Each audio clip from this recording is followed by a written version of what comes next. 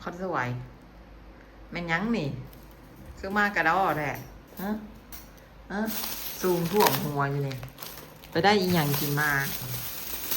ได้เยอะเลย ได้อะไรบ้าง เยอะเลย ได้สลัดอ้วน ใส่ แกะออกเอานี่ออกไงนะ เอามันลงสินี่มันคือซูมแค่นี้ซูมเกินหน้าเกินตาแค่นี้บอกเอามันใส่ถุงไว้อันนี้เอาแต่เข้านะออกแล้วก็ เอาออกหมดเลย แล้วก็ยกมันลงอันนี้นะนี่เอาไปใส่กันแล้วยกมันลง ทำไมอ่ะ โอ้ยบริกินยามนี่หรอกค่ะเติ้นเทินอยู่ กินเมดบ่นี่ผู้เดียวนี่ โอเควันนี้กินกับเขาเด้อ แนมหน้าหาเรื่องบอกฮะได้ยังมากิน ไม่ได้เลยเลย ไม่ได้อะไรเลย แล้วอันนี้เขาเอื้อนอย่างเขาเอื้อนอย่างมันคืออะไร มันคือกอโล ว่าวเป็นชัว มันกินหมดไหม คุณจะกินหมดไหมหึคุณจะกินหมดไหม นี่ขอรูปหมดนี่แหละ ของลูกก็คือของเขาของเขาก็คือของเขา แล้วจะกินอะไรก่อน กินพร้อมกัน กินพร้อมกันกับกินแหละอืม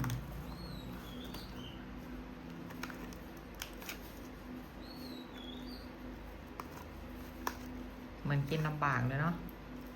มันตัดไม่ขาด กระเบื้องแหน่ซ่อนพลาสติกเนาะบอกเอาซ่อนนั่น เดี๋ยวต้องฝึกกินอย่างนี้แหละ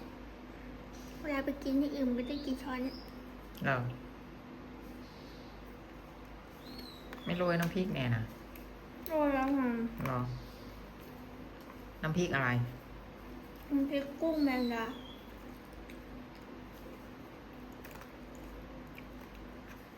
ไม่รู้จะข้าวอร่อยมาก มักแต่แท้คือบอกกินพักแก้มน ผักสลัดเหรอ ำ แล้วแต่เจ้าแหละคันเจ้าจะกินก็กินแล้วไม่ได้ว่าอย่างได้ล่ะเล็งมีการเล็งอื้อหือน้ำพริก มันเข้ากันติ ไม่ ผัดกะเพรากับน้ำพริกเบิ่งดู เอาไปห้อยเฉย มันก็กินอร่อยอยู่แต่มันไม่เข้ากันหรอกไม่เข้ากับไก่ไง ๆมันเข้ากับอะไรนะ ไข่ เขาได้ยินว่าไก่ เขาก็เรียกว่าไก่อยู่ใส่แนมหนายัง มันเป็นเรื่องจริง โอ้ยซอสมันกันห้อยเด้ ซอสน้อยๆนี่กระโพดดอก ตักซะจนล้นเลยเด้อนี่ ทำไมเขาไม่ให้ช้อนใหญ่กว่านี้ทำไมเขาไม่ทำช้อนใหญ่ ทับพี่แล้วผู ๆ ก บางทีมันก็ไม่เข้าปากสิ โอ้ยลมบ่ฮะเอาอืมกระโพดกระเรือ แม่นาง ใหญ่โพดคำเข่าหันอันยังติดปาก พริก อืม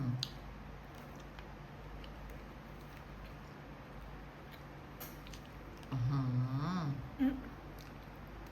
เป็นไร กัด โดนร้องใน เอ้าเป็นร้อนในเหรอ ตอนแรกเป็นฝั่งนี้ตรงลิ้นแต่มันย้ายมาฝั่งนี้นะ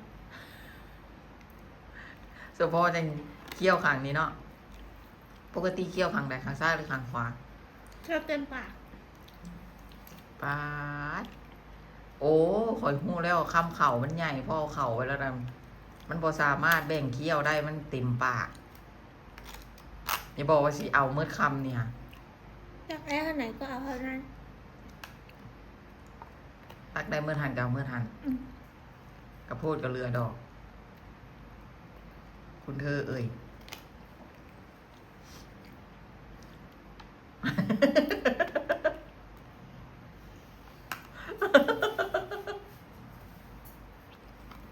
ตัก ได้เท่าไหนก็เอาเท่านั้นมันจะตักเต็มซ้อนอะไรอิ่มนะอิ่มข่าวเรียบร้อย